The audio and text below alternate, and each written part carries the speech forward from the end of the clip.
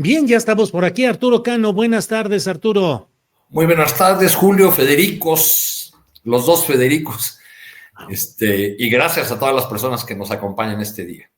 Bien, muchas gracias. Federico Anaya Gallardo, bienvenido, buenas tardes. Buenas tardes a todos, tocayo, don Arturo, don Julio.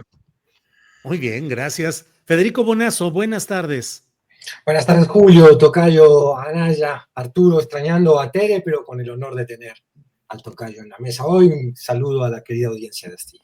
Así es, gracias a ustedes, gracias a los tres. Déjenme cometer una infidencia.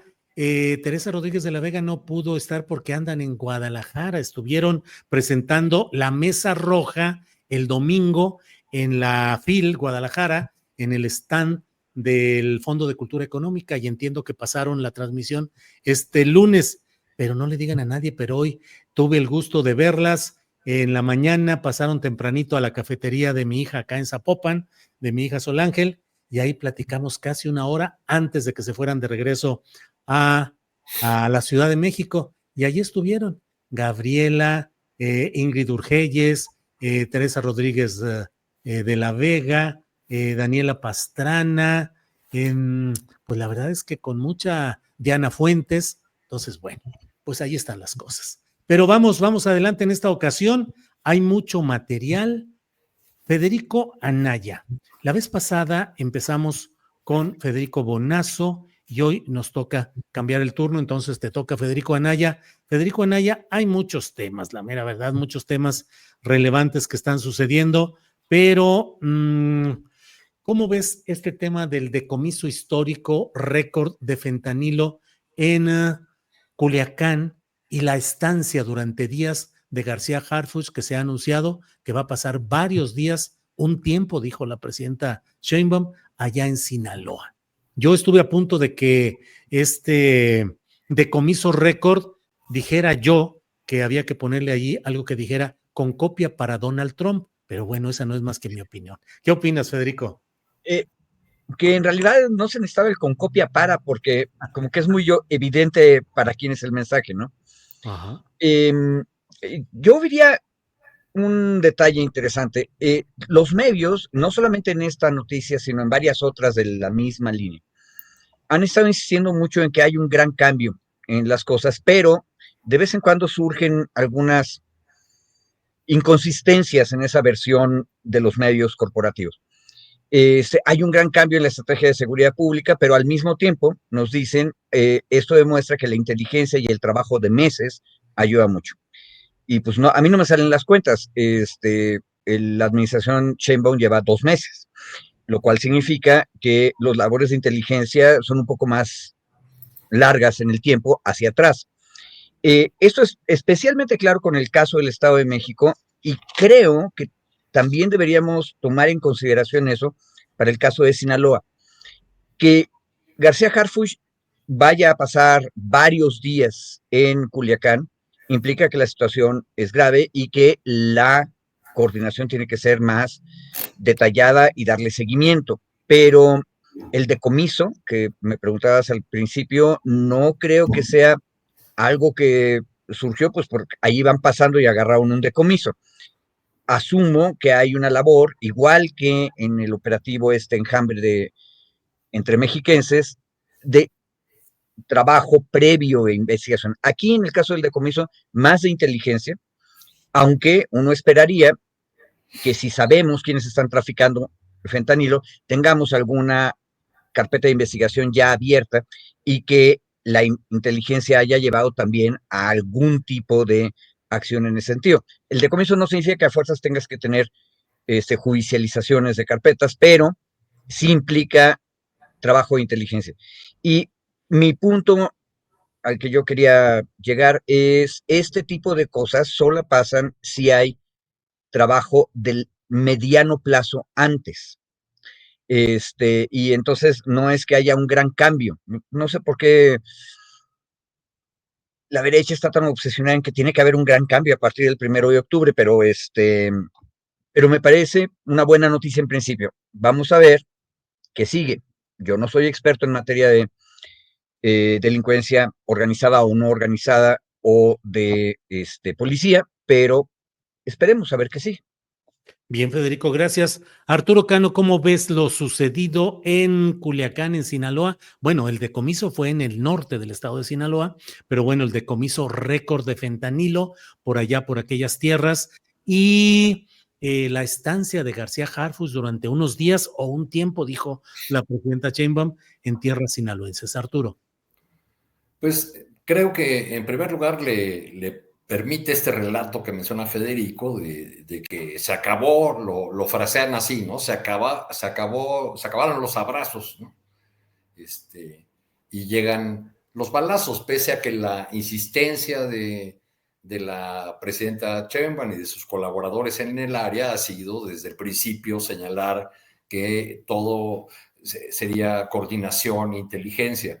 La llegada de García Harfuch a Sinaloa y el anuncio por la presidenta de que va a permanecer ahí varios días, pues es una señal de que se está atendiendo la gravedad de la situación, de que se están prestando oídos a pues el llamado en muchos sentidos angustioso de los habitantes de Culiacán y de otros lugares de Sinaloa, al mismo tiempo que se logra con este decomiso. Por ahí leía, no recuerdo quién puso esa información en las redes sociales, que se trata de un decomiso que dobla todo lo decomisado de esa sustancia durante el sexenio de Enrique Peña Nieto entero. Entonces me parece que pues es una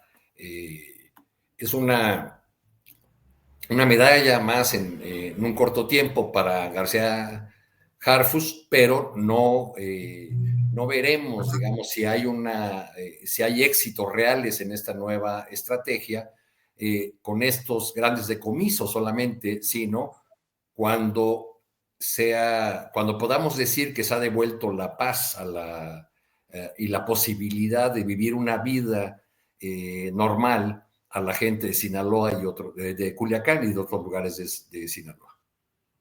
Bien, Arturo, gracias. Federico Bonazo, ¿cómo vas viendo el tema de lo que estamos hablando?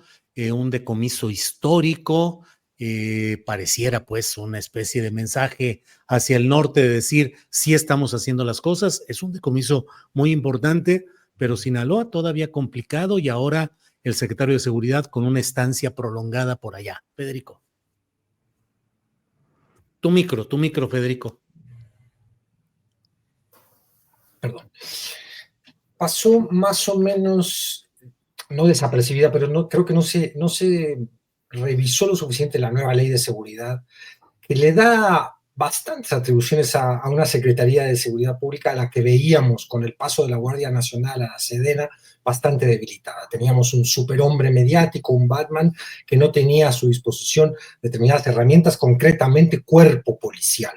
Por más que sea un proyecto de esta administración regenerar algunas policías. Vamos a ver en qué ámbitos y de qué manera, pero todavía es la Guardia Nacional la policía más importante de este país y había pasado a la Sedena. Esta nueva ley de seguridad le otorga a la Secretaría dos facultades que creo que no son triviales, más allá de que esto pueden ser golpes mediáticos, señales a Trump, que creo que una cosa no quita la otra. Sin duda van a ser un provecho diplomático de todo este tipo de maniobras, pero yo sí veo algún tipo de cambio.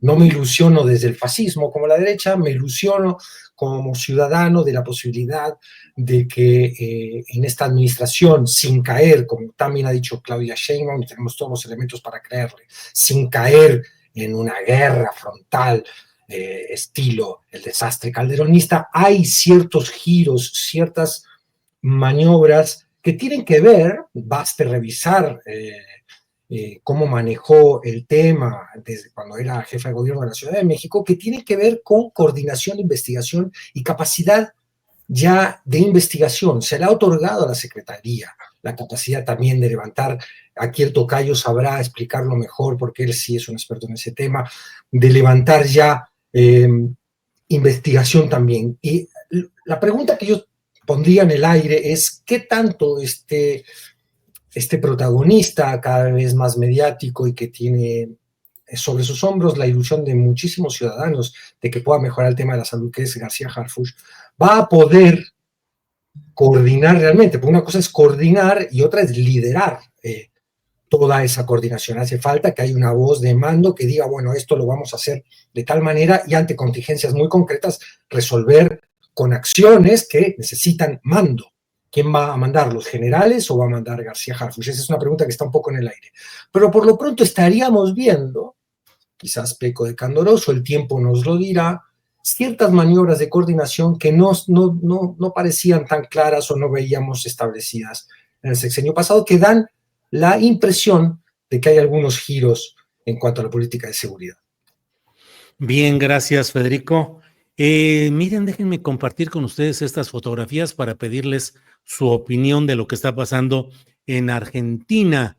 Están estas fotografías en las cuales se puede ver a Ricardo Salinas Pliego con el presidente de Argentina, Javier Milei, gritando, al menos Ricardo Salinas Pliego ya lo ha hecho, pero bueno, reitera el grito de batalla de estos libertarios.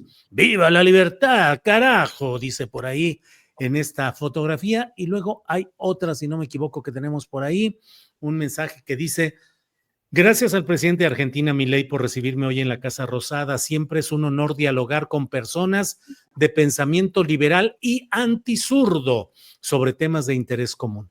Creo necesario fortalecer sin más los lazos de amistad entre mexicanos y argentinos. En Grupo Salinas siempre estamos en busca de invertir, innovar y generar prosperidad incluyente para toda Hispanoamérica. ¿Qué opinas de todo esto, Federico Anaya? Bueno, lo interesante es la expresión antizurdo. Sí. Revisando acerca de la reunión de CEPAC, que es esta American Conservative Union que está organizando encuentros. Tuvimos uno aquí en México, si ustedes se acuerdan, a finales del 22, sí, donde se pretendía que el centro fuera Verástegui, porque Verástegui iba a consolidarse como el supuestamente líder de la ultraderecha mexicana.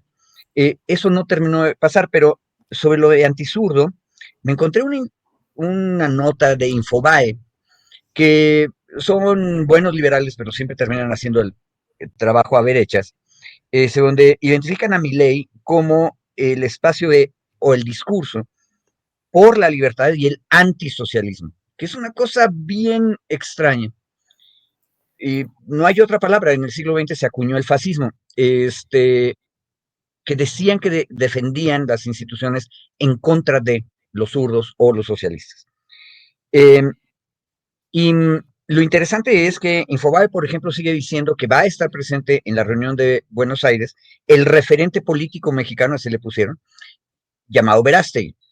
Pero invitan también, y el que está haciendo más escándalo es Salinas Pliego, que lleva ya un rato, aquí lo hemos sufrido en México muchísimo, sus campañas en contra, se acordarán de los libros de texto gratuitos, por ejemplo, inventando una especie de conspiración comunista donde antes de comernos a los niños, los comunistas íbamos a cambiarles la mente, y cosas por el estilo.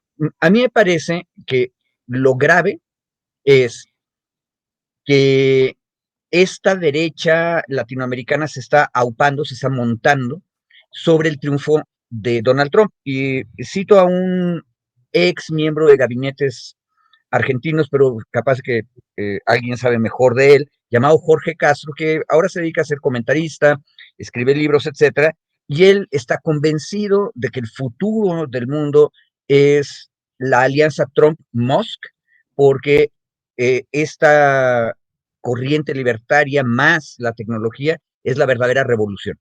Y ojo, Jorge Castro usa la palabra revolución. Otra vez, había un término para eso, quienes están a favor de las instituciones, dicen que defienden la libertad de los individuos, atacan a los zurdos y socialistas, y aparte son revolucionarios a su extraño modo. Mi abuelo los llamaba fascistas, nazis. Sí, bien, Federico. Sí, claro. Claro, Federico, gracias.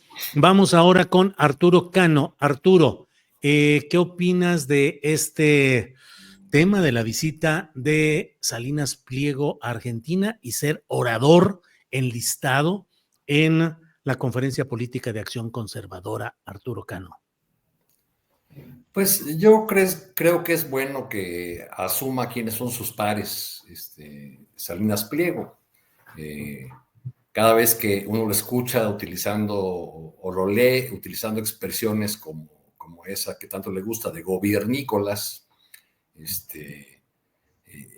piensa uno en el gobierno de Carlos Salinas de Gortari, en los millones de dólares que le puso Raúl Salinas para la adquisición de la televisora.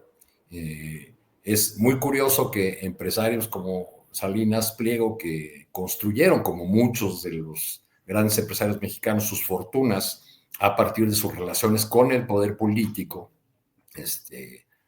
acaba de retornar creyendo que el pueblo mexicano es muy olvidadizo. Carlos Salinas de Gortari, por ejemplo, que benefició a este personaje del que hablamos. Pero al grito de gobiernícolas se reúne Salinas Pliego con un personaje que ha tenido grandes logros en estos meses de su gobierno, y quizá por eso o ahí reside pues perfil bajo que tiene esta reunión de esta organización ultraderechista CEPAC en Buenos Aires. Veo, por ejemplo, que ni Agustín Laje está en Argentina, anda aquí de gira en México. El día de hoy tiene presentación en San Luis Potosí, y creo que va a estar también en Morelia y aquí en la Ciudad de México. Este personaje que es considerado o ha sido considerado ideólogo, gurú de Milei. Entonces, bueno, pues elige Salinas Pliego, si tiene pretensiones hacia 2030 o de entrar a la política, pues al peor personaje, porque entre los grandes logros de Milei en el corto tiempo que lleva en el gobierno, pues está haber echado a la pobreza a más de 5 millones de argentinos y a la indigencia de 3 millones. Bien, Arturo, gracias. Y bueno, pues llega el momento de la voz de Federico Bonazo sobre este tema. Todos estamos esperando qué nos va a decir Federico sobre este tema. Adelante. Gracias, Julio. Perdón si en me extiendo un poquitito, perdónenme, y luego fuimos breves en los otros, porque te descontamos en los otros, está bien. Me resulta entre triste, preocupante y fascinante el encuentro de estas. Voy a intentar moderar mi adjetivación.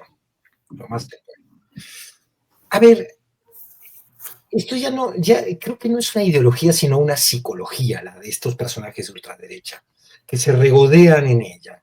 ¿Y qué psicología es? Es más allá de los intereses del capital que está detrás de aquí, ¿no? Ahora vamos a eso. Pero en cuanto a la psicología de estos cuates, la comparten todos ellos. Y es la siguiente: son gente muy temerosa al cambio, gente que ofrece a la confusión de nuestras épocas, a esta sobredosis de información, una resistencia y un llamado al orden. Es gente muy, muy angustiada ante lo que ellos conciben como desorden. Es gente muy aversa al diferente, por eso odian a los homosexuales, a los trans, a los migrantes. Es gente que está muy ofendida con el feminismo, es un patriarcado ofendido. Si se fijan en los speeches de todos ellos, Agustín Laje está aquí haciendo su daño aquí en México, pero mandó por supuesto su videíto allá. Todos ellos hablan del hombre, ¿no? Verástegui habló hace unas horas que tuvo su intervención, hablaba de los hombres argentinos y su derecho a la ilusión y esta tierra de hombres libres, y las mujeres, ¿qué pedo? ¿No? O sea, ya no usan el término mujer. Y es a propósito, porque son machos ofendidos, todos ellos, machos miedosos, acomplejados y ofendidos, y esa es una constante que no hace falta ser Sigmund Freud para darse cuenta. Ahora, ¿cómo se junta esta psicología con los intereses del gran capital? Un gran capital que, por un lado, ha sido globalifílico durante toda la década de las privatizaciones y del neoliberalismo, feliz de poder vender mejores productos a otra, ampliar su clientela en el mundo, llevándose los recursos naturales, exportando o dejando los residuos de ese extractivismo, pero ahora sí se han dado cuenta que el libre mercado no les late cuando es bilateral. son promotores del libre mercado unilateralmente. Es decir, me gusta venderte mis productos y llevarme tus recursos, pero no me gusta cuando tú me quieres vender tus productos y ser competitivo comercialmente. Entonces, ahí, perdón, pero vienen los aranceles. Yo, Elon Musk, quiero que la Argentina me venda los recursos satelitales de la compañía del Estado satelital, que era bastante buena para lo que son los estándares de desarrollo de nuestro continente, pero sí, no me interesa a mí que tú me la traigas aquí a competir. Yo te la compro, Milei, véndemela. Y Milei, que es un pequeño sargento, si es que a eso llega, de estos intereses del gran capital, por supuesto que obedece y pone a la venta a través de una serie de medidas que no podemos concebir, porque yo les digo, queridas amigos y amigos, no puedo concebir que el poder legislativo en Argentina, que el Congreso de Argentina le cumpla a este delirante todo este tipo de cosas. Por ejemplo, poner la nación argentina a la venta. Entonces se encuentran allí, aquí lo corto porque como se estarán dando cuenta me puedo pasar la tarde. Se ponen allí de acuerdo un interés, dos agendas, una agenda psicológica de aversión al cambio, al diferente y profundamente racista, con los intereses del gran capital concentrado que ha empezado ya a colonizar a los gobiernos y a los estados. Y eso es lo que va a pasar con Elon Musk y la nueva presidencia de Trump. Eso es lo que quieren expandir. Entre otras cosas, odian a la Agenda 2030 porque es un moderado intento de calmar su codicia. Bolsonaro odia la Agenda 2030 porque es un pequeño alto a que pueda seguir destrozando el Amazonas como lo destrozó cuando fue presidente. Eso en el fondo es lo que esconden muchos de estos cuates, que en realidad si los une un vocablo, un adjetivo, es el de farsantes. Son farsantes que quieren defender la vida aplaudiendo y promoviendo un genocidio como el que estamos viendo en Gaza, que quieren defender la propiedad, violentando y hurtando la propiedad ajena, y que quieren defender la democracia, también violentándola allí donde les estoy. Bien, gracias, Federico. Vamos con Federico Anaya. Federico, pues hay muchos movimientos últimamente que implican confrontaciones o ciertas distorsiones de un proceso político que obviamente, como todo proceso político de cambio, necesita incorporación de distintas fuerzas, pero también se van generando contradicciones, choques internos. La gobernadora de Campeche, Laida Sansores, acaba de incorporar como secretario de Desarrollo Económico a José Luis Lavalle, que es miembro de una de las familias tradicionales, digamos, de Campeche, panista, calderonista. Ahí está la fotografía, miren. Hoy nombré a Jorge Luis Lavalle Mauri como nuevo secretario de Desarrollo Económico, con quien trabajaremos en equipo por el bien de Campeche. Le deseo mucho éxito en esta fundamental encomienda.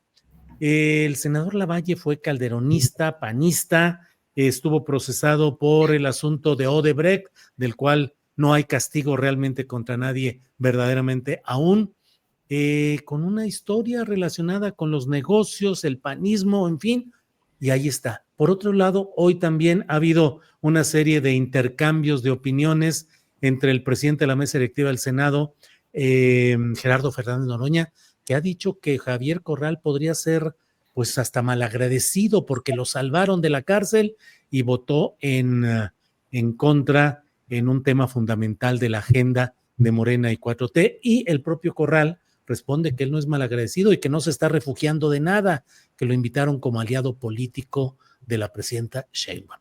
Federico, ¿qué pensar de esos vaivenes, de esas contradicciones y choques internos? Bueno, que así se ve de feo un gobierno construido a partir del principio de una gran coalición. Ahora, yo checando el caso Lavalle, me encontré con que viene a sustituir a un ciudadano llamado Humberto Gamboa Rosas. Y no he hecho la genealogía, pero me imagino que es de los Gamboa también de la península. Y como tú decías, también miembro de una familia muy prestigiosa. Pero lo interesante es que Gamboa, el secretario saliente, su vocación burocrática, como en el espacio público, había sido la administración portuaria. Y la administración portuaria no es un espacio realmente público. No de la época neoliberal, incluso desde antes, había una especie de arreglo donde el gobierno de la República organiza los puertos Ojo, en los años 1940, la secretaría encargada de organizar los puertos era la Secretaría de Marina, digo, porque luego nos espantamos de la militarización de hoy y no vemos que en realidad no es de hoy. La Secretaría de Marina organizaba el puerto, ponía orden y luego se le daban distintos tipos de concesiones a los privados para que ellos administraran distintas partes del puerto. Eventualmente eso se hizo un sistema increíblemente complejo donde uno no sabe dónde termina el interés público y dónde empiezan los privados. Bueno, Gamboa se dedicaba a eso.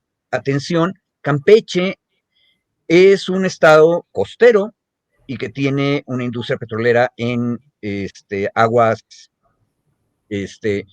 someras, pero no tiene un gran puerto. Carmen no es tan grande. Pero digamos que uno entiende la vocación de este hombre, el que se fue. Ahora, ¿cuál es la vocación de Lavalle? Lavalle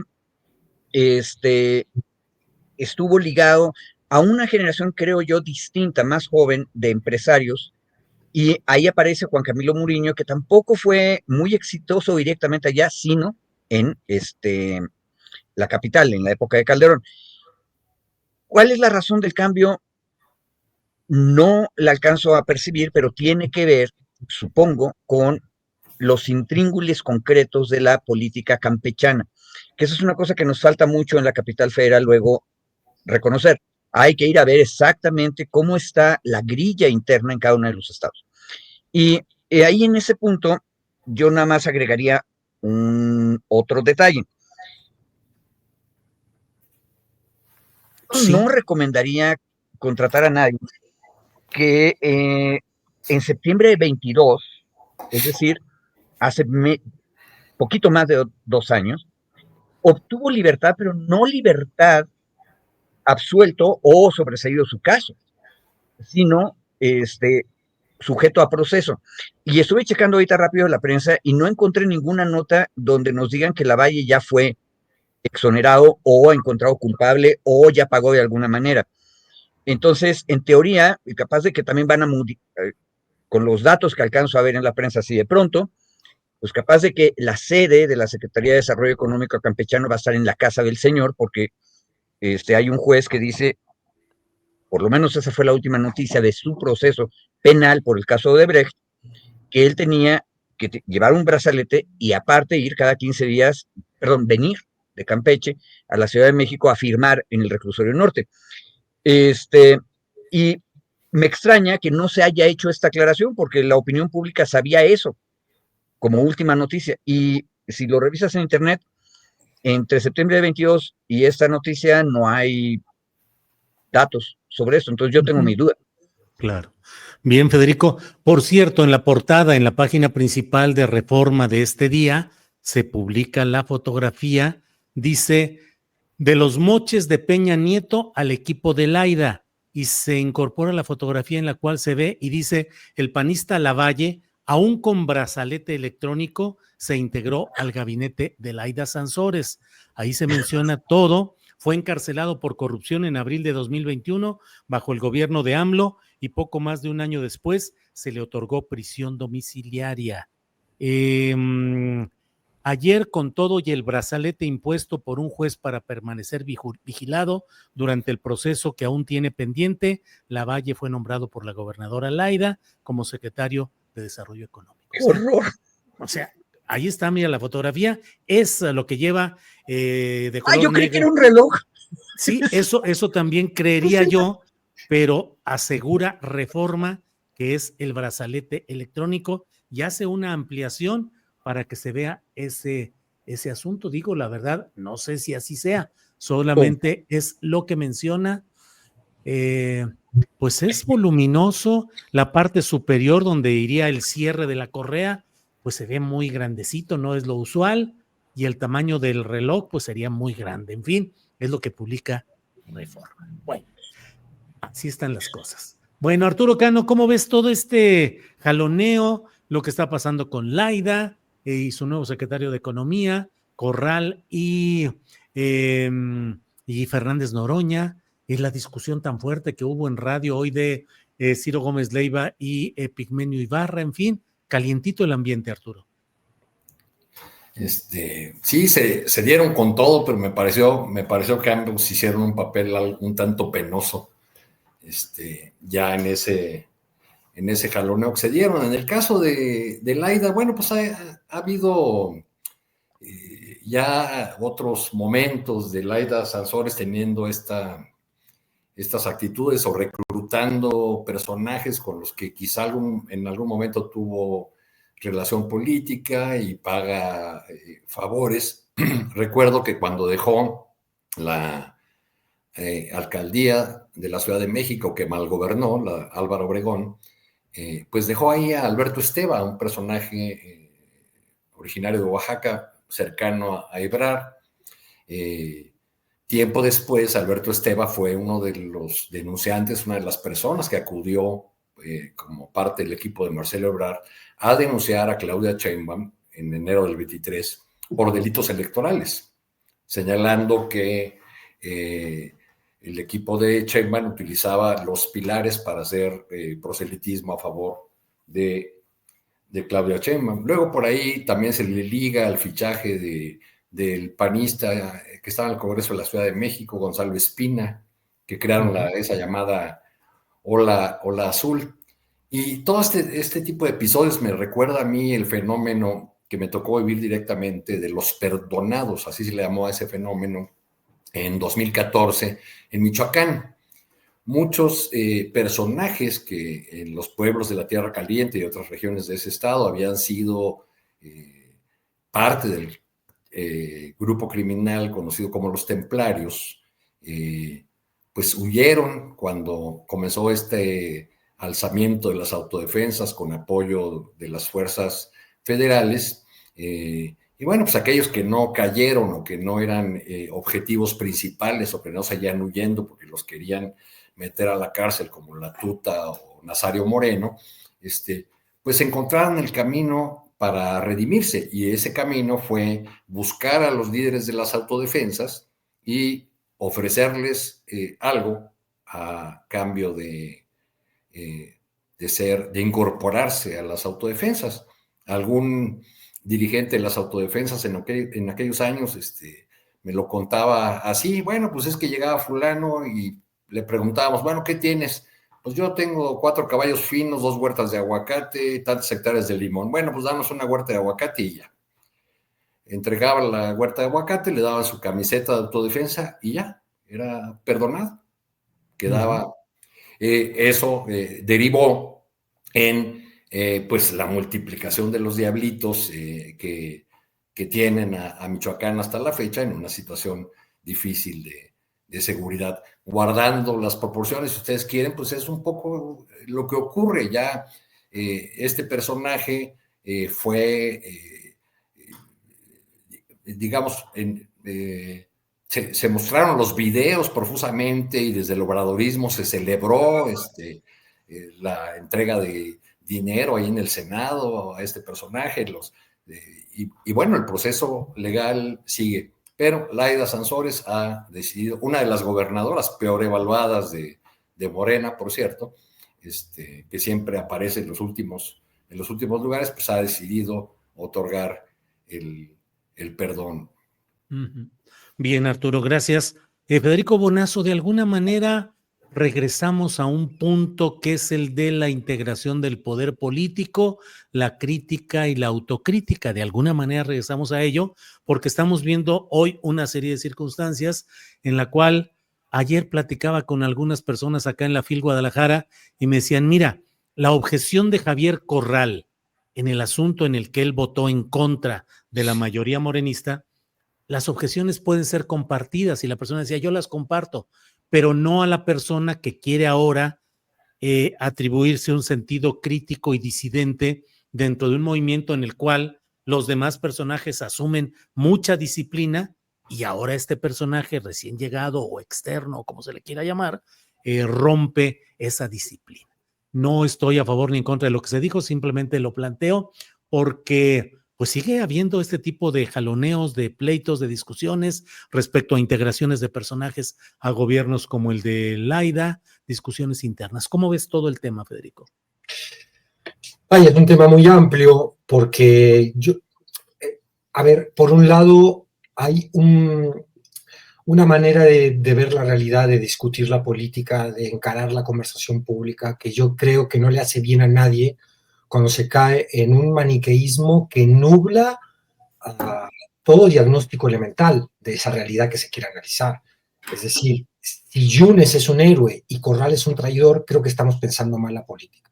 Esto no tiene nada que ver con poder estar de acuerdo con, en este caso concreto, con Corral o no, pero tiene que ver con que tenemos que madurar democráticamente. La democracia implica, no lo voy a llamar objeción de conciencia, pero implica cierta independencia también de los legisladores. Si todos son bloques que obedecen verticalmente al mandato de la cúpula y la dirigencia de un partido, de una facción política, ¿dónde está la deliberación elemental, que es la que le da sentido al poder legislativo?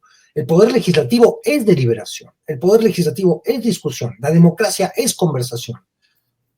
Cancelar las opiniones que están de acuerdo con determinada medida o no, por ejemplo, la prisión preventiva oficiosa, porque la defiende una facción política, porque está investida la discusión de un color, es lo peor que podemos hacer. Lo que debemos exigir como ciudadanos a nuestros representantes es que discutan a fondo los temas. En el caso particular de los organismos autónomos, yo creo que había que discutir caso por caso, no revisarlos en bloque. Es una opinión ciudadana que puedes, y si hay alguien que piensa diferente, que me lo diga, y si me convence con su argumentación, qué bueno, pero no podemos decir, este es un traidor, y luego permitir que Jorge Luis Lavalle entre al gobierno de Campeche como si nada, con el brazalete este. Es decir, nos olvidamos ya de Odebrecht y entramos en las maniobras de una extorsión política legítima, es decir, yo te extorsiono usando la ley para exonerarte o para castigarte. Si intervienes con Morena, quedas exonerado de tus delitos. Entonces ya hemos puesto incluso a la ley como moneda de cambio político. ¿Y esto qué límite tiene? Ahora, señalar esto para algunas personas es ser un ingenuo. No, es que ese cuate es un ingenuo, es un tibio, no entiende cómo es la política real donde hay que optar entre inconvenientes. Bueno, sí, pero el optar por entre inconvenientes tiene que tener un límite también. Si seguimos optando por los inconvenientes más inconvenientes, pues terminamos colando la agenda de la derecha en nuestro programa político de izquierda. Yo creo que hay que apelar, yo le he bajado bastante a esa conversación, hace unas semanas la tuvimos, Julio, muy intensamente aquí también en tu espacio, porque cuando uno ve el encuentro de la derecha en Madrid, que es nefasto este encuentro de la asociación Neus, ahí donde Ciro Gómez Leiva, yo no puedo creer cómo se presta una cosa así, y otros nietos de republicanos exonerando a Franco, mexicanos, hablando allí con toda la derecha española. Cuando uno ve eso, dice, a ver, si ellos se están uniendo, pues unámonos nosotros, pero unirnos significa no echar al bote de la basura la capacidad crítica. Bien, Federico, gracias. Federico Anaya, no tenemos ninguna información todavía, solamente el hecho, y me parece que el hecho es interesante y por eso te pido tu opinión, de que se ha dado ya la primera reunión de familiares de los normalistas de Ayotzinapa con la presidenta Sheinbaum. Hoy entraron a este encuentro al cual también participan integrantes del gobierno federal y funcionarios de la Fiscalía General de la República. Tiene como antecedente el hecho de que fue detenido un personaje que incluso Alejandro Encinas dijo que podría ser un elemento clave para tener mucha información de lo sucedido en este caso de los 43 estudiantes. Más allá de que esperemos la información, que ya iremos sabiendo exactamente qué sucede, pero bueno, a mí me parece que es relevante el hecho de que la presidenta reciba en estos momentos a estos familiares. ¿Y cuál sería la perspectiva, Federico Anaya? ¿Qué puede hacerse en todos estos casos? ¿Por dónde caminar? ¿Qué restituir? ¿Cómo restablecer confianza y comunicación entre ambas partes, Federico? A ver, cosa extraña, empezaría recomendando un libro de un hombre de derechas que es Escalante Gonzalo. Tiene un librito maravilloso que se llama La escena del crimen de Ayotzinapa a Iguala. Y, a ver, Escalante Gonzalo es un gran pensador, me parece que de origen es sociólogo, pero este libro propone una cosa que es fuerte, pero es cierta, y es que Ayotzinapa que en realidad la tragedia no ocurrió ahí, sino en Iguala, Ajá. se convirtió en un símbolo. Y ese símbolo es un símbolo equivalente, una reedición ritual de 2 de octubre de 68. Y la propuesta del libro es que el problema es que si tú planteas el caso de esa manera, no hay manera de resolverlo. Porque ya estamos hablando de ritualidades y de simbolismos. Entonces, el Estado represor, que siempre es el mismo, porque el Estado es una entidad permanente, no puede hacer justicia. ¿Por qué? Porque es el represor de el perfecto y puro estudiante que se le había puesto. Entonces, lo menciono porque de ese tamaño es la dificultad de avanzar o de hacer algo bien en el caso de Ayotzinapa igual. Entonces, ahora, dicho eso, es muy importante que haya canales de comunicación y que sean serios. Un detalle interesante es que al principio de este día, en la mañanera, le preguntaron a la presidenta que cómo iba eso, y ella dijo algo, eso fue lo que me quedó grabado. Después les informamos, nosotros le vamos a dar a los padres y madres de Ayotzinapa una información, pero después les decimos a ustedes, porque por respeto hay que dársela primero a ellos, que son las víctimas. Bueno, eso está bien, es una actitud correcta. No ayuda en nada, en mi opinión, lo que se ha tratado de hacer, de tratar de encontrar quién dentro de los papás y mamás está más de acuerdo con el gobierno y entonces tratar de negociar con ellos y decir, ya logramos avanzar. Ese juego de dividir al grupo de víctimas jamás ha ayudado, siempre se ve mal, huele feo. Pero también hay que ser muy objetivo respecto de hasta dónde llegamos. Y a mí me parece que también ha habido un error en considerar que lo que hizo Encinas necesariamente estaba mal. No, me parece que avanzó todo lo que se pudo. Y voy a decirlo como dicen los papás y mamás de Ayotzinapa, faltan 800 folios. Hay que explicar con mucho detalle por qué faltan los 800 folios, existen, no existen, dónde están, etcétera. Y mi opinión en general es que cada vez que tratando de descubrir la verdad concreta, la que puede ser investigada, la que se puede clarificar, donde las cosas empiezan a torcerse o se detienen, siempre es cuando le pides a una institución, el Ejército Mexicano, que asuma su responsabilidad. Ahora, Encinas lo dijo perfectamente bien. No se trata de destruir el Ejército Mexicano, se trata de limpiarlo. Asumir la responsabilidad institucional significa decir quién cometió crímenes, quién cometió omisiones y por qué lo hicieron para que no vuelva a ocurrir. Si la institución castrense mexicana no es capaz de hacer eso, y eso es el mensaje que nos han dado los últimos 3 años, no vamos a avanzar.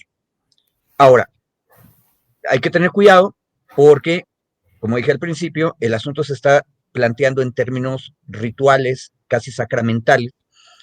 Entonces, ninguna cosa que hiciera el Estado, ni siquiera un proceso bien hecho en contra de mandos militares, ni siquiera eso satisfaría en el nivel de la sacralidad ritual el dolor que representa Ayotzinapa Iguala. Pero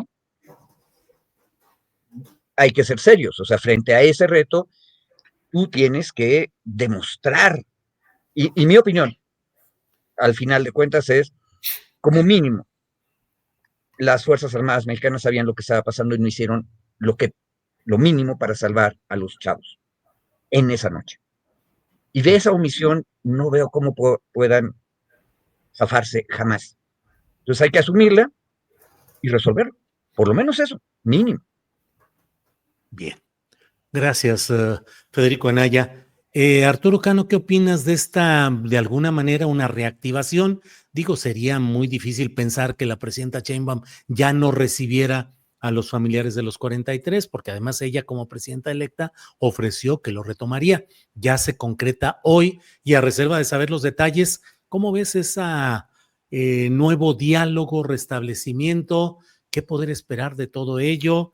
¿Dónde se puede atorar y dónde puede avanzar? En fin, tus comentarios, Arturo, por favor.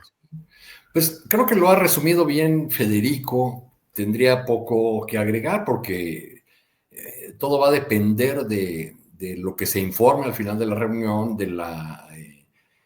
de si les fueron entregados o no nuevos elementos a los padres y madres de familia, y sobre todo de qué pasos concretos, creíbles, firmes se dan para esclarecer el caso y para acercar la justicia, que es lo que finalmente se busca.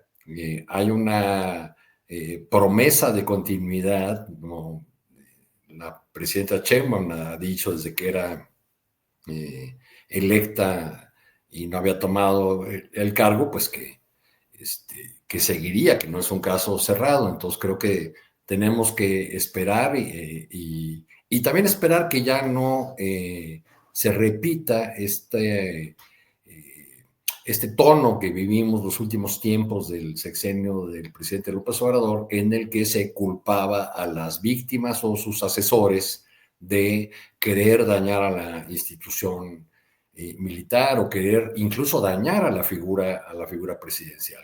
Creo que eso ya debe quedar atrás y que detenciones como la reciente deben ayudar a esclarecer finalmente este tema. Bien, Arturo, gracias. Federico Bonazo, ¿qué opinas de esta reanudación de diálogo y las perspectivas que pueda haber, Federico? Disputaría un poquito la tesis del académico que nos cita mi tocayo con respecto a lo de que esta situación ritual impediría ya que de alguna manera por algunos sectores involucrados, sobre todo las víctimas, se pudiera establecer una idea de no seguir atacando al Estado. Yo creo que ese es justamente el punto de la justicia transicional. Pocos países, que han llevado a cabo procesos de justicia transicional, lo que recuperan es su libertad. Recuperan la libertad de la sociedad de decir, esto ocurrió de tal manera y los culpables han sido sentados en el banquillo, han sido sentenciados, porque además no olvidemos que Ayotzinapa no ofende solo a las víctimas, ofende a toda la sociedad. Es el caso más paradigmático, emblemático. En ese sentido sí adquiere una dimensión simbólica, pero también sigue teniendo su dimensión concreta. Ayotzinapa lamentablemente sigue sucediendo. Sigue sucediendo porque hay fuerzas de seguridad del Estado que todavía no han cambiado su DNA represor, que al no haber pasado nunca por la justicia también se han dado cuenta que poseerán una eterna impunidad que les permitirá, por más que el comandante en jefe de las Fuerzas Armadas ahora sea una persona de izquierda con respeto a los derechos humanos, eso no se modifica si no hay procesos como los de la justicia transicional. Y yo pienso que veo con buenos ojos que se vuelvan a reunir, es decir, veo un voto de confianza o por lo menos de no abandonar del todo la relación justamente con ese Estado al que se le reclama por parte de los familiares, y veo una nueva ilusión renovada de que uno de los dos grandes aspectos del caso por lo menos se pueda resolver, que es encontrar a los estudiantes. Que yo creo que ahí va a haber una voluntad muy seria del gobierno de que esto suceda. Viene la segunda parte, que es condenar a los culpables. Y cuando hablamos de condenar a los culpables, aquí termino, hay dos crímenes de Ayotzinapa, y esto hay que decirlo siempre. Una es la desaparición forzada de los estudiantes y la otra es la verdad histórica. Solo está en la cárcel ahí como figura principal de esa verdad histórica, Murillo Karam. Pero hay muchísimos otros personajes que participaron en las reuniones de seguridad donde se fraguó esa verdad histórica. Y esas personas, y están muy bien definidas, algunas de ellas, en el informe de Alejandro Encinas, ahí coincido mucho con Federico, de que ese informe ha sido muy valioso y la tarea de la COBAJ ha sido muy valiosa. Y ese es el segundo crimen que está vigente también. Veremos qué sucede. Veremos qué sucede. Yo creo en la sensibilidad de Claudia Sheinbaum al respecto. Bien, Federico, gracias. Pues son las 2:50 p.m. Sí, Federico, perdón. ¿Algo?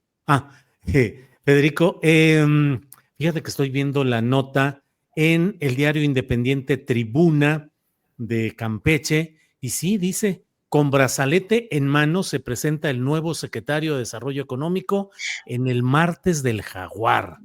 Dice, Durante su programa Martes del Jaguar, la gobernadora de Campeche, Laida Sansores, presentó a Jorge Luis Lavalle Mauri como su nuevo secretario de Desarrollo Económico, quien portaba en su mano un brazalete de geolocalización para que no escape de la justicia, pues sigue sujeto a investigación por los delitos de operaciones financieras con recursos de procedencia ilícita, asociación delictuosa y cohecho. Laida recordó que, durante su etapa como senadores, solían organizar eventos para los trabajadores del Senado de la República, comillas. Cuando estábamos de senadores, nosotros nos encargamos de hacerles sus fiestones y de bailar con ellos y de festejarlos, expresó Sansores. Y hay acercamientos fotográficos que no podemos presentar por derechos de autor de este diario, pero donde sí se ve más de cerca el aparato que dicen que es el de el brazalete electrónico. En fin, Federico Anaya, son las 2 de la tarde con 52 minutitos, un par de minutos de postrecito para ir cerrando el changarro, Federico. Bueno, yo tomando lo que oigo de don Arturo y de el tocayo Federico, y de lo que decías tú, Julio, ¿qué significa ser ingenuo? La verdadera ingenuidad es no ser serios e ir a ver cómo está la política local, real y verdadera. Ojo, y eso que acabo de decir conecta con todos los temas que discutimos, incluso el último. La pregunta es, ¿por qué Ejército y Normal de Ayotzinapa han estado enfrentados los últimos 40 años o más? Y hay que ir allá a ver cuál es la dinámica local. Y en la dinámica local, uno va a encontrar cosas muy raras. Ya se nos olvidó, pero el señor Corral, al que ahorita estamos todos criticando, era el candidato del PAN y el PRD a Chihuahua en contra de un priismo, el de Duarte, chihuahuense muy corrupto. Y su gobierno no nos gustó mucho, acuérdense el pleito de la presa y los nogaleros, etcétera, pero se trató de detener esa corruptela y después lo persiguieron por eso cuando volvió a ganar el PAN, que se había aliado con el duartismo chihuahuense. Bueno, ojo, se nos olvida que en aquella época Corral estaba también con Javier Nava, y Javier Nava era representante de la misma coalición de centro-derecha en San Luis Potosí, y también estaba ahí Belauzarán, y todos juntos también apoyaron otro gobierno horripilante, el de Yunes, en Veracruz, que también era PAN-PRD. ¿Por qué estoy mencionando Chihuahua y Veracruz? Porque el resultado de esa alianza de centro-derechas no fue tan feo en Chihuahua como en Veracruz. Y la diferencia es precisamente la complejidad local. Ser ingenuos es no ir a ver la complejidad local. Y en ese sentido, pues sí, el compañero Fernández Noroña se equivoca. Si invitamos a Corral a la banda de nuestros senadores, sabemos a quién invitamos. Ojo, y es todo el universo que acabo de describir. Y en el universo se aparece de repente tanto Jabo Nava, que ya también fue aceptado hace 3 años, si mal no me acuerdo, en Morena San Luis, pero también el señor Belauzarán, que ahí anda tratando de hacer otro partido. Ahora, entonces, el mundo es complejo. Ser ingenuo sería decir, no es complejo, y entonces hay buenos y malos. No. La pregunta es hasta dónde, con qué ideología estamos avanzando. ¿Para qué le sirven a ese principio ideológico grande, lo que nos decía el tocayo hace un rato, tener a estos aliados? Si no sirven para el objetivo grande que beneficia al proyecto de nación que teníamos nosotros en izquierda, pues entonces hay que irnos deshaciendo de ellos. Cualquier excusa es buena. Pero tenemos que ser realistas sin perder utopía. Perdón, eso sería mi rollo. Bien, bien, Federico. Gracias. Arturo Cano, por favor, postrecito. Bueno, la política no la hacen ángeles, obviamente, pero la pregunta que tendríamos que hacernos es si con estos pequeños diablos es posible una transformación profunda del escenario político en una entidad o del escenario nacional. Yo no quiero dejar pasar, porque estoy enternecido, el retorno de Carlos Salinas de Gortari, que da una entrevista a un medio, un podcast ligado a la revista Nexos, donde pues se abren su promocional diciendo: soy Carlos Salinas y estoy desempleado porque alguien me quitó la pensión. Se ve bien Salinas a sus 76 años, se ve mejor que Zedillo, digamos, ya no digamos con respecto al decrépito de Fox, que bueno, tiene 82 Fox, pero quiero preguntarme, ¿por qué ahora? ¿Por qué regresa ahora Salinas?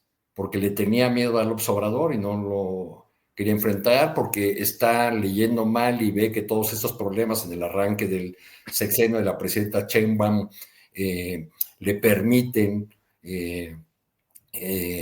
o abren la posibilidad del olvido o que disminuya el rechazo que haya hacia su figura.